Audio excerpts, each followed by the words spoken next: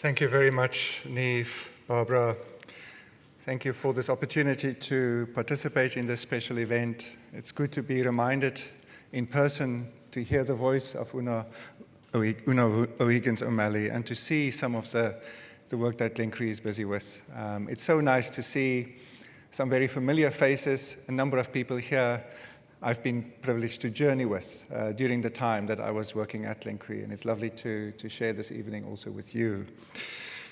So, let me jump in at the deep end. I mean, you've already referred to a bit of my background, so I don't have to just give a sense that I'm speaking from my South African experience mostly. I'm cautious about speaking directly about what is going on in this part of the world.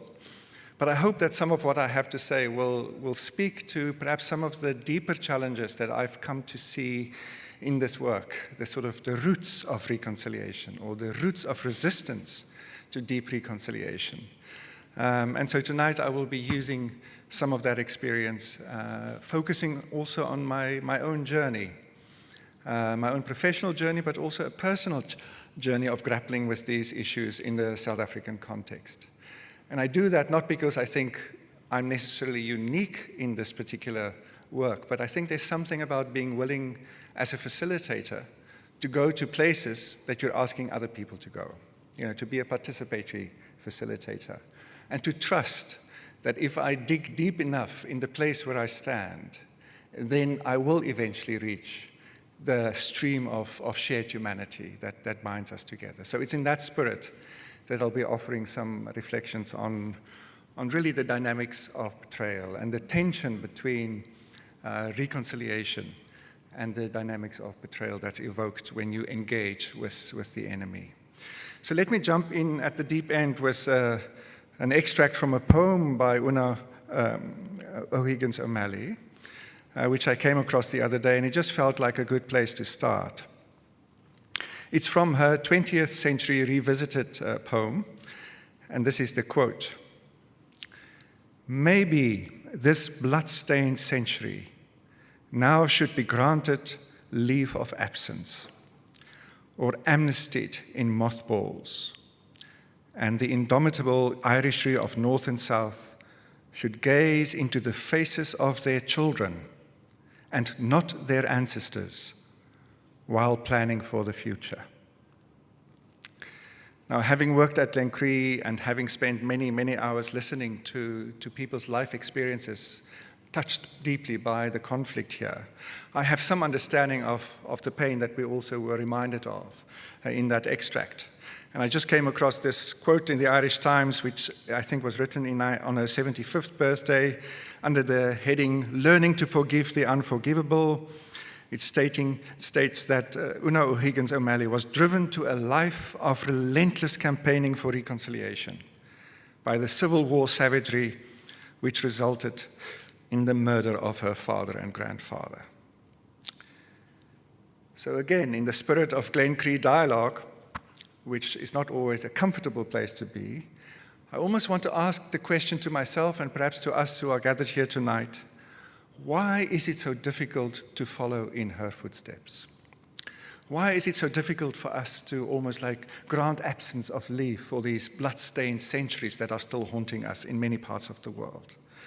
Why can't we focus on the needs of our children and our grandchildren and we get stuck in some of these relationships we have with our ancestors, the living and the dead?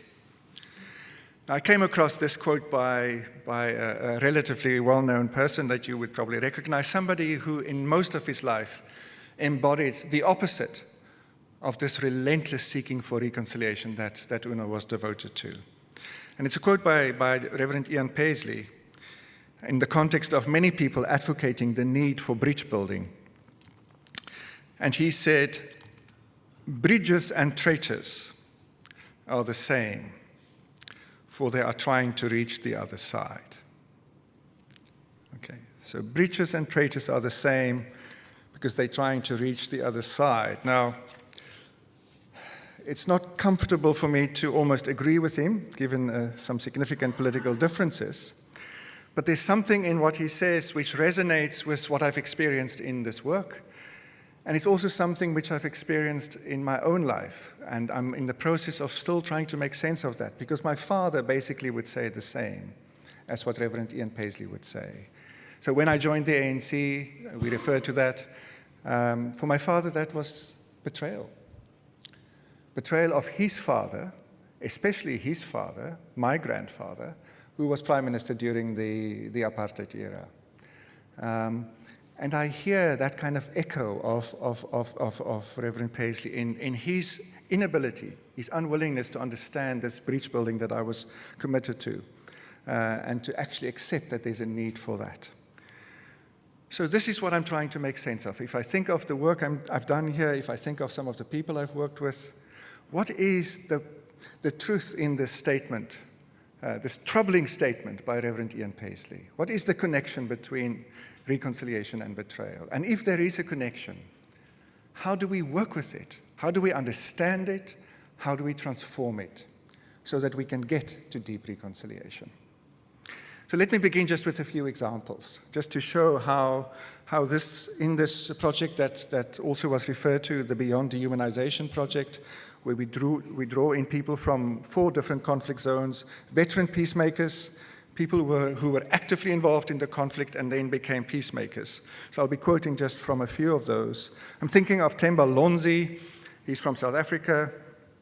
He's from an anti-apartheid activist background and became involved in healing work and reconciliation work over a number of years. And when he was reflecting on that journey, he was basically saying the following, Themba Lonzi: "You feel like you are betraying your community and your people by empathizing with someone you see as an enemy, somebody like me.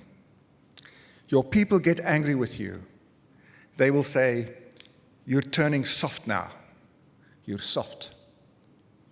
I'm thinking of Gen Alon, who was an inspirational founder of the Combatants for Peace movement in the Israeli-Palestinian context. Comes from a strong Zionist family, lost family in the Holocaust, got to a point where he actually saw what was going on during the occupation and decided to form Combatants with Peace with Palestinian ex-fighters, to find non-violent ways of changing the occupation. And this is how he reflects on that journey. A few years earlier, I couldn't even have imagined doing this, forming Combatants for Peace. Initially, I was terrified. You know, I was the son. My parents were proud of their son, a major serving in a combatant unit. All the friends and the family were proud of me. When I told my parents that I'm about to form Combatants for Peace, the first thing that my mother asked me was, "Isn't that dangerous for you?" This working with the enemy was something exceptionally dangerous for her, to be banned, not to belong to society, not to belong to the mainstream, to the narrative, not to belong to us. A very close friend of my parents said to my father, Gen continues, "I saw the name of your son in the newspaper, but let's not get into it, because you know what I think. I think they should put them up against the wall and shoot all of them, all these traitors." I'm thinking of Rachel McMonigal, a young woman who became involved also in the work of Glencree. She's from a Protestant background in Derry, London Derry. I'll never forget when she was sharing some of her story, how as a 5-year-old child, her father, who was in the UDR, the Ulster Defence Regiment, at some point was a car pulled up next to their car. A masked gunman opened the window and pointed a gun at him and was about to start shooting. She jumped out of the car, ran around, and stood between the gunman and her father at the age of 5 and said, "Please don't shoot my daddy. Please don't shoot my daddy." And they didn't. So then she comes to Glencree and said how, when she actually then realized that she wants to be a youth worker, she wants to bring young people from Derry together. And then she felt, but how can I ask them to do that if I'm not willing to engage with the enemy? So she comes to Glencree, she meets with people from IRA backgrounds. And then this is how she talks about it. "I experienced a lot of resistance from my family, especially my father.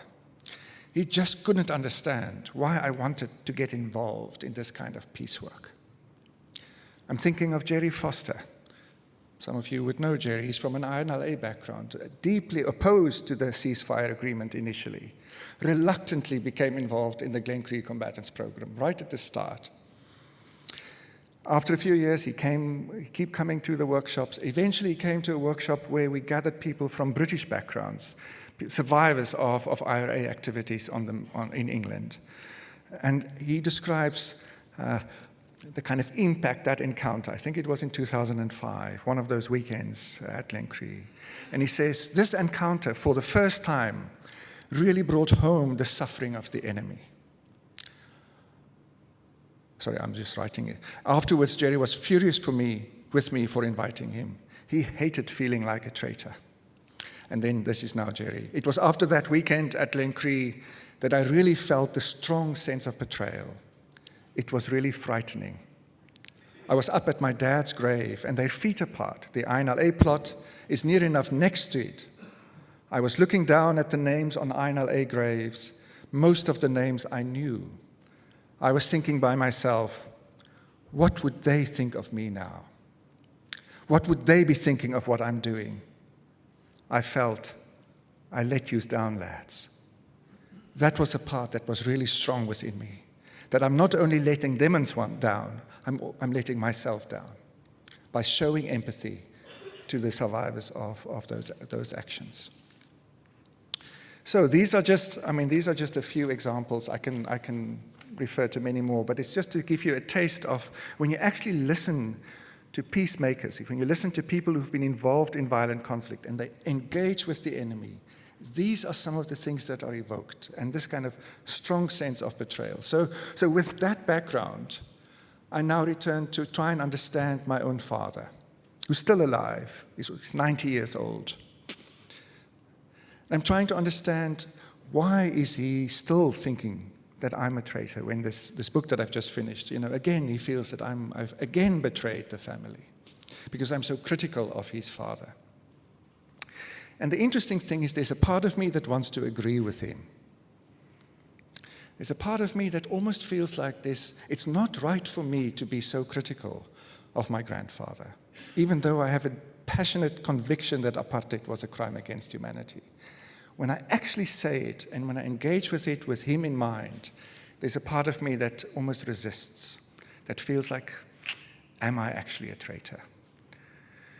So let me just spend a bit of time to try and make sense of what is going on here, using my own experience perhaps as a kind of a diagnostic window on this dynamics of betrayal, which I think is neglected in this field of reconciliation.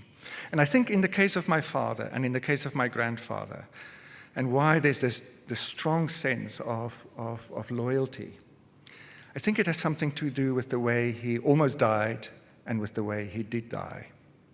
2 attempts on his life. The first one on the 9th of April 1960, David Pratt, an English-speaking liberal South African, at a public event where he was giving a speech, walked up to him, shot him twice in the face.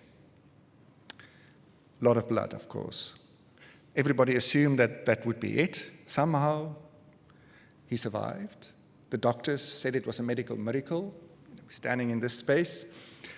Of course, his followers and the community that supported him and my own family interpreted this miracle as a sign that God was on our side, that his higher calling to bring, apartheid to South Africa, to bring a republic to South Africa outside the British Commonwealth, that this was a sign that this was sanctioned by God.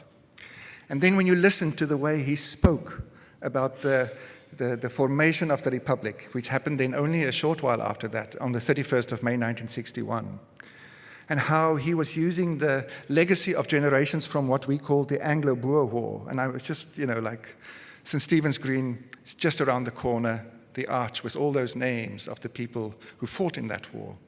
So it's like it's present almost in this space. But how he used that sense of intergenerational grievance and history to actually achieve this cherished ideal of South Africa becoming a republic again, which we lost when we lost against the British. So on the 5th birthday of the Republic of South Africa, on the 31st of May 1966. This is how he spoke about what was achieved. And I find this a very, very chilling quote. Our state is founded on sacrifice. This is now quoting from my grandfather's speech at that commemoration. Our state is founded on sacrifice. The blood of courageous men, courageous women, moistened the surface of our land. In the life of a nation, these sacrifices burn like a fire that can never be extinguished. It flames up again and again when difficulties arise, even though it subsides in between. This fire, which steals the hearts of people, will preserve us. We will continue to devote ourselves with heart and hand to our nation, to our folk, and to our fatherland. A few months later, on the 6th of September 1966, he was stabbed to death in Parliament by Dimitri Tsafendas.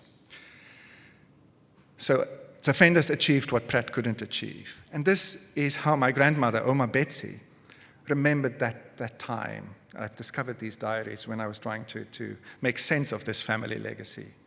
And she remembers this writing a year later after he was killed, after he was assassinated. And she thinks back to that speech, and she says, "This was such a great speech, so full of beautiful ideas, so from the heart." And she writes to him, she speaks to him, even though he was obviously not there. "You talk about the sweat and blood of previous generations. Little did you know that just 3 months later, to these your lifeblood would be added."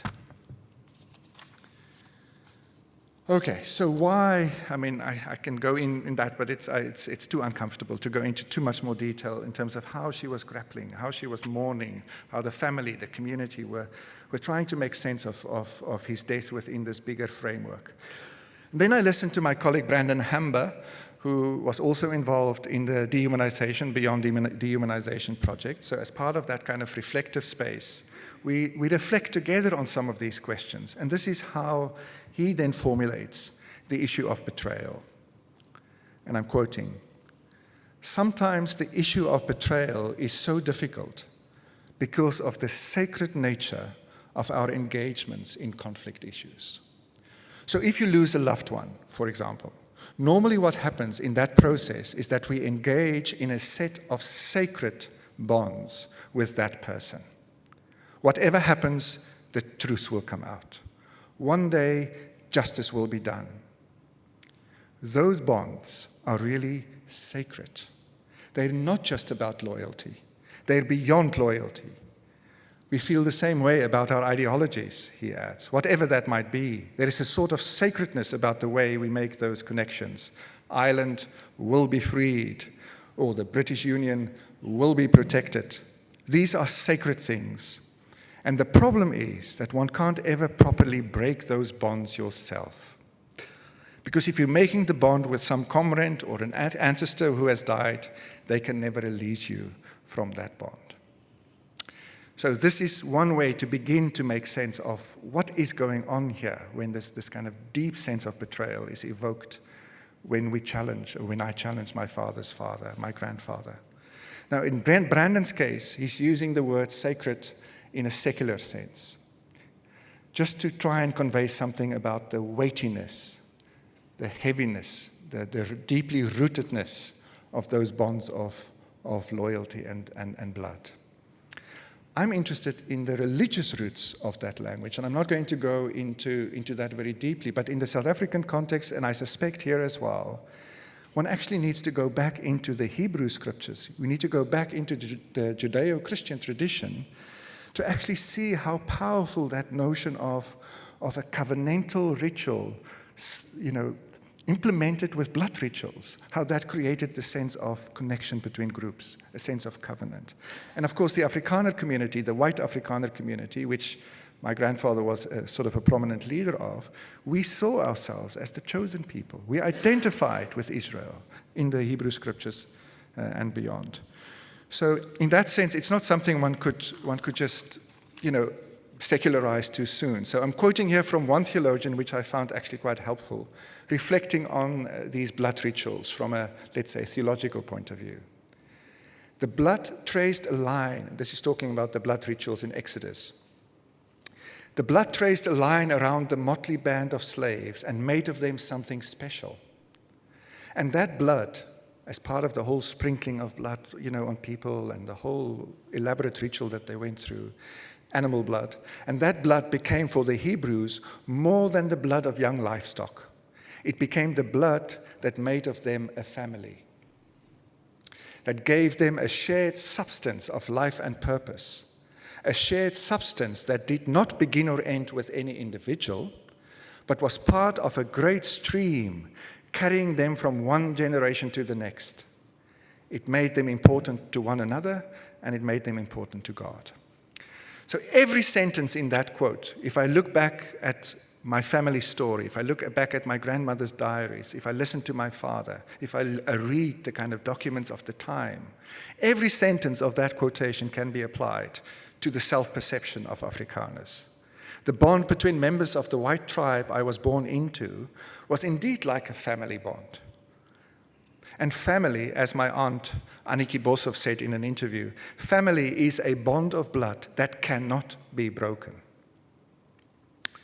Especially when the blood sacrificed is not that of a young livestock, but of a person, a political leader, a representative of a nation, like H.F. Verwoerd. So in his speech, he talks about, just go back to that speech, our state is founded on sacrifice. The blood of courageous men, courageous women moistened the surface of our land. And then in my grandmother's diary, she writes, may his death contribute to the realization of our ideals as a nation. 12 days after his assassination, she writes, may this bring us together in a tight-knit unity. So this is, I think, what is beginning to help me to make some sense of this kind of sacredness of these bonds of blood. And how it wasn't really just about him as an individual, but how meaning was given to his death by locating it within this intergenerational stream of covenantal, sort of sanctified relations between this group. And when he added his lifeblood to that, he just became part of that stream. And then, of course, what comes with that kind of meaning that you give to somebody's death, and in this case, my grandfather's death, you create an indebtedness. There's an indebtedness that flows from that. Even when he was alive, I came across this statement again in my grandma's diary about a gift that some prominent people wanted to give to him.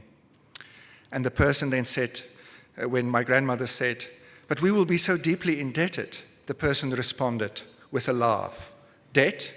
My dear Mrs. Verwoerd, if we have to talk about debt, how will we ever be able to pay off the debt we owe to your husband? So this was while he was still alive. Now you add his death to that sense of indebtedness. Just on a little footnote, my father is almost 90. Last year, he worked frantically for the last few years to finish a 600-page book of unpublished speeches by his father. It was published last year. He's almost 90 years old. He's still paying off this debt. That's the language he uses. So linked with that, of course, it's not just meaning, it's also these cherished memories. Again, from my Oma's diary, at the end of her life, sort of 1994, one of the last entries I could find, something incredibly beautiful has passed. She thinks back to his life. The lovely smell of good memories will remain as long as we live, no matter what others are saying. At a time when he was, demonized as the architect of apartheid, she was trying to hold on to these cherished memories of this beloved leader. And then I listened to my friend Alistair Little speaking also at the Beyond Demonization reflective workshop.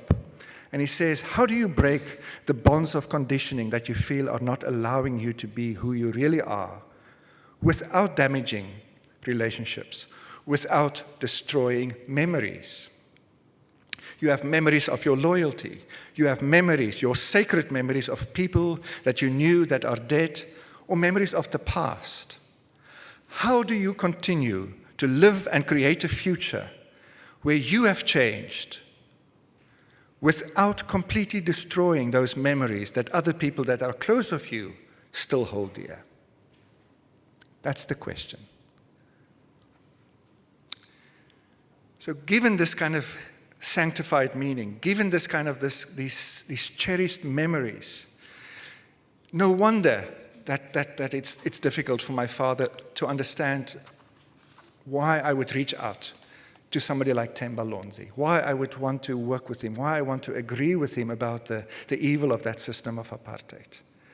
Because now it's not just a case of somebody out there joining, the enemy. It's one of his children. I'm named after him. So it becomes very intimate. And this reminds me of another reflection by some of our IRA background participants in that reflective workshop. And they talked about the difference between the easy and the difficult enemies.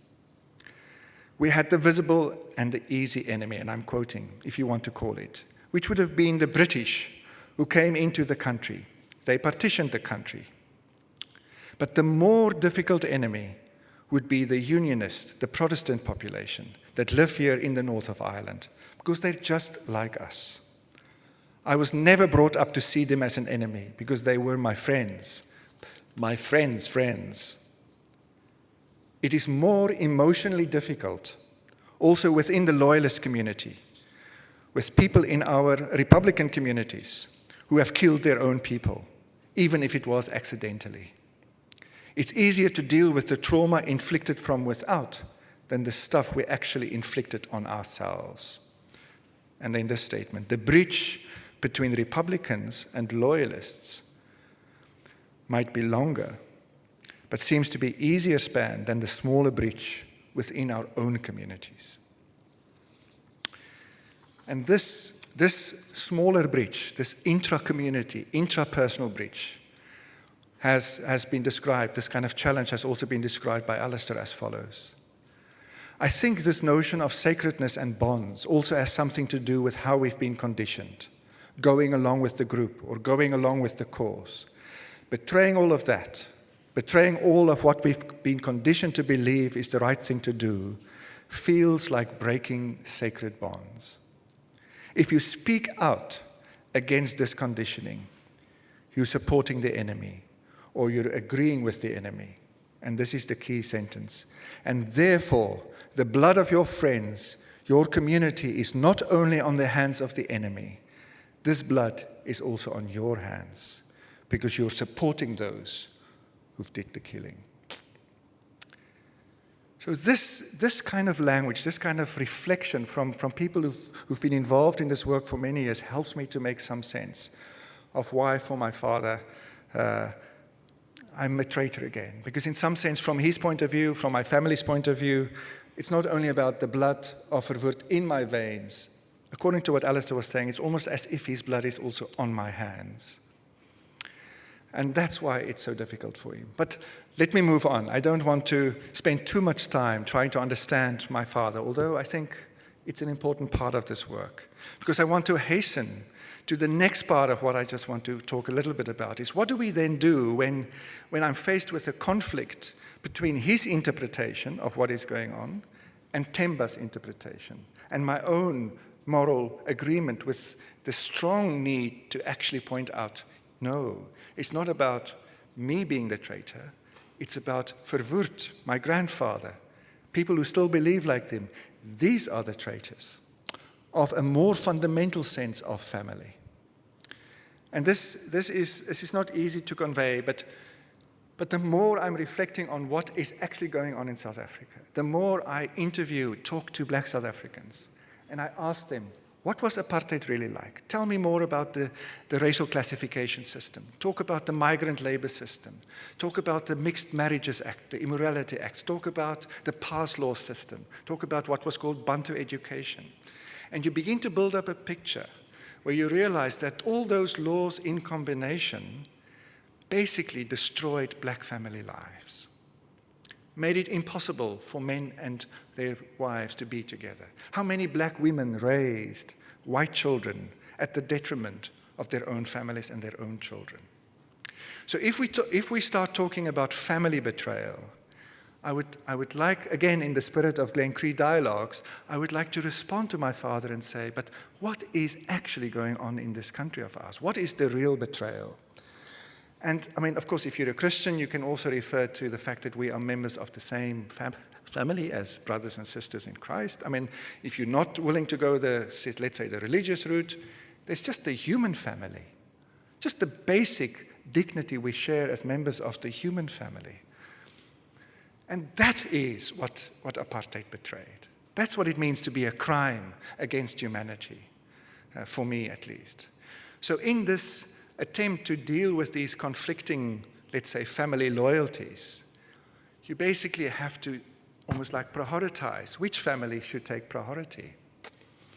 And that doesn't take away the conflict, but it at least gives some kind of a foundations to stand on. I mean, Gen Alon, when he responds to those people who said, place them against the wall, shoot them because they're traitors, he would say, I'm not the traitor. You are the traitors because you are destroying the moral core of what it means to be Jewish by what you're doing in Israel today. So that's his response. So again, he appeals to let's say, a moral sense of family loyalty, human dignity that binds us together as human beings. And for me, that is quite a helpful way to at least make some progress. In the South African context, today, the plot thickens because I can speak about family betrayal and apartheid in terms of the past. And I'm trying to make sense of my father and my grandfather and why this sense of loyalty is so strong. When I listen to young black South Africans today, the language of betrayal is not used only against people like me or my grandfather, it is used against people like former President Mandela. Young black South Africans are using the language of Mandela as a sellout. Now, for those of you who were part of the anti-apartheid movement, and I suspect many of you were, for those of you who have some sense of South African history, it's deeply troubling to hear young people say that. So what is going on here? How is it possible that a new generation who's been born 25 years after, or who is now living 25 years after our transition, is using the language of betrayal to talk about the current ANC leadership, including people like Mandela? Now, I agree with a lot of that criticism in terms of our previous president and a lot of what is going on in South Africa, so we don't have to go there. What I am actually interested in is to what extent has white South Africans contributed to that sense of betrayal. Because what I've noticed since I'm back in South Africa the last 7 years is that many white South Africans are quite happy to embrace a grandfatherly, smiling Madiba. That's the kind of sort of intimate way we speak about Mandela, former President Mandela. We're quite comfortable to embrace Archbishop Tutu. We're quite comfortable to welcome the generosity of spirit of black South Africans, but we still remain living in our comfortable white middle-class neighborhoods. The land still is largely owned by white South Africans. The wealth is still largely owned by white South Africans. So when young black South Africans say the ideals of the liberation struggle is betrayed, there's truth to that, because we've not really changed our society. My question to people like myself, and to, I suppose, my children, my parents, my contemporaries, is to what extent has the fact that we haven't actually faced up to what apartheid was about, the actual foundational family betrayal, the fact that we've not faced up to that means that we're not taking shared responsibility. We're not committing ourselves to deep reconciliation. And by doing so, we're actually betraying Mandela, the freedom fighter, the radical vision that actually was there. So for me, that's when I think of the language of betrayal, I'm very careful to just accept, the criticism of the current leadership without challenging white South Africans and people like me, how we contribute to that. In conclusion, I just want to come back to the poem by Una OMalley, and I want to just say something about the work of the Glencree Center for Peace and Reconciliation, because in a sense, I've zoomed in on the South African example, I've zoomed in even within that on my own experience, but if I zoom out again and return to the bigger picture, and I look again at this striking statement in her poem, then it raises for me at least three kind of signposts in terms of the way forward and in terms of the work of Glencree. Let me just read it again. Maybe this blood-stained century now should be granted leave of absence or amnestied in mothballs, and the indomitable Irishry of North and South should gaze into the faces of their children and not their ancestors while planning for the future. Let me just say 3 things about what jumps out at me if I actually look at this piece of poetry from the point of view of what I've just been describing and discussing with you. The first is that there probably is some wisdom in what she's advocating here. That when it comes to these intense conflicts between family loyalties, which many of us, and I definitely in the last while, have been exposed to again, there comes a point where you actually need to make a decision, where you need to prioritize, where you almost have to say, I need to, for a moment, to just let go of my ancestors. I just need to focus on the future of South Africa. What is the priority? And that is a certain kind of, there's a place for that. There's a time for that kind of decisive, clear statement around what needs to be done. And sometimes that comes across as a betrayal of narrow family, of genealogical family, but so be it. And that's, I think, the wisdom of what she's advocating there. What I'm worried, though, is that when she talks about not gazing into the faces of our ancestors and focusing on the future and our children and our grandchildren, that if we don't deal with the dynamics of betrayal, it's not going to work. It's not going to be sustainable. That when you engage in this kind of attempt to focus on the future, but we actually don't transform these sacred bonds with our ancestors, with the kind of generations before us, it's not going to be sustainable to focus on the future. It will come back to haunt us again and again. And it seems to me that some of what I've learned here, and I've learned so much during the 10 years on the island, and I'm grateful to many people sitting in the audience for what I've learned here. But one of the things which I learned here was this idea of single identity workshops. Now, when we did single identity workshops at Glencree, focusing on only Protestants or only Loyalists or only Republicans or only INLA people, that was really the focus in terms of combatants work. We didn't really focus on intergenerational work. What I'm now doing in South Africa more and more is what we call white work. So I'm focusing on white South Africans, white Afrikaans-speaking South Africans to be more specific, and we're doing intergenerational single identity work. To have a space for the young people who are now paying for the sins of me and my fathers and my grandfather to talk about their anger and their frustration and their sense of what it means to be a young white person in South Africa today, which is not easy.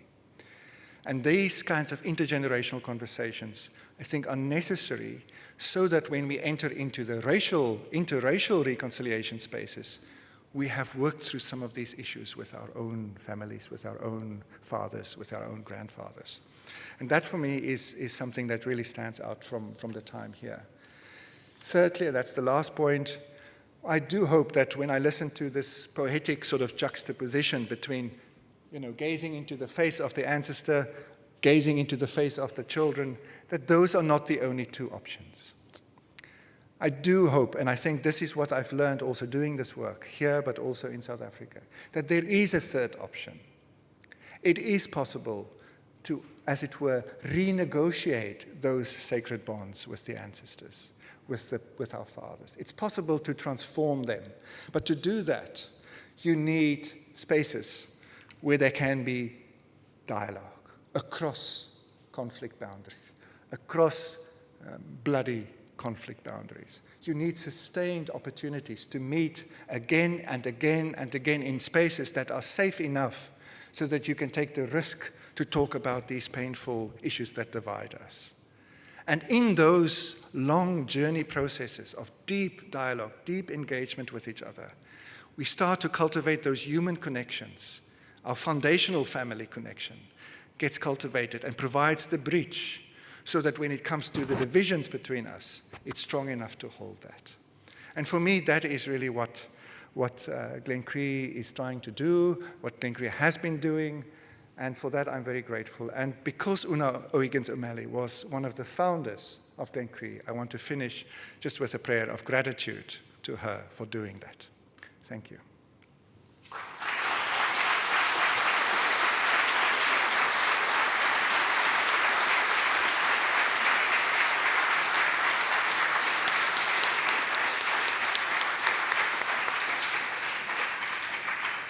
Thank you, Wilhelm, for that wonderfully thought-provoking lecture. Again, in the spirit of the work that we do in Glencree, following Wilhelm's lecture, we're going to have a panel discussion here so we can explore some of these issues a little bit more, and there'll be an opportunity then for questions and answers from all of you here today. So we would encourage you to, any questions, any comments you'd like to make, just put up your hand. So now we'd ask Wilhelm to join us again on stage, and joining him for the broader panel are Mr. Sean Feenan, Dr. Cathy Bullard, Ms. Deborah Irwin, and it'll be moderated by Ms. Audrey Carville. While our panellists are getting settled, it's my pleasure to tell you a little bit more about who they are. So if you'd like to join us on stage, folks. Sean Feenan is an experienced activist and leader from Belfast who has a wealth of experience in over 30 years of working as a grassroots peace builder in the most politically marginalised communities in Northern Ireland during both the Troubles and the post-conflict period. He worked with communities and groups opposed to political processes that emerge from schisms where intra-community relationships are as fractured as inter-community relationships because of perceived betrayal of ideological absolutes. Sean currently convenes a reference group made up of individuals from a variety of Republican and Loyalist backgrounds who regularly examine such difficult and contentious conflict-related issues. Playing a supportive but challenging role, he uses a process of mediation and dialogue to explore these contentious issues. Working both nationally and internationally as a fellow of the Social Change Initiative Leadership Programme for Justice and Peace in Northern Ireland, he's recently returned after a 9-month study based in the Balkans, where he examined international examples of micro-responses to conflict and peace building. He explored potential strategies for engaging groups who cannot follow the pathways used by constituencies they previously aligned with but are now opposed to. A practice facilitator, strategist, trainer and speaker, Sean has been working for the last 10 years with the Community Foundation for Northern Ireland, developing and supporting the International Fund for Ireland Peace Impact Programme. He's also the ambassador in Ireland and Northern Ireland for ALDA, the European Association for Local Democracy. Dr. Cathy Bullard, originally from South Africa, is committed to promoting human flourishing in societies emerging from conflict. This has led her to being deeply involved in grassroots reconciliation and peace-building initiatives with young people located in South Africa, Sri Lanka, and more recently, the north of Ireland. As a white South African living in South Africa at the time of its transition and now in the north of Ireland, Cathy has had to engage with her personal journey of reconciliation, seeking to reconcile the ideals of reconciliation and justice with the practical realities of the everyday, all of which are deeply intertwined in identity. These experiences were instrumental in shaping the research for her book entitled Reconciliation and Building a Sustainable Peace, Competing Worldviews in South Africa and Beyond. Currently, Cathy works with Christian Aid in the role of Research, Evidence and Learning Advisor. Ms. Deborah Irwin, or Debs as many of us know her, is a Belfast-based professionally qualified youth work practitioner with experience from a range of youth projects since the year 2000. She's led a number of initiatives bringing together young people from divided communities to explore solutions to the issues that divide them, and has an ongoing interest in youth work in contested spaces. Deb's vision for the world is one where young people matter in the here and now and not just in the future. She's deeply committed to young people's active participation in the civic life of their communities, where they have a real say on real issues that matter to them. Since 2015, she has been working independently and has built a successful consultancy portfolio, including strategic reviews, evaluation, research and facilitation, and is currently an associate with the Community Relations in Schools. She authored a resource on young people and extremism for the British Council, SALTO, in 2017, and has presented on active citizenship and youth civic engagement in relation to this issue in a number of forums, both locally and internationally. Debs is a member of the Corrymeela community.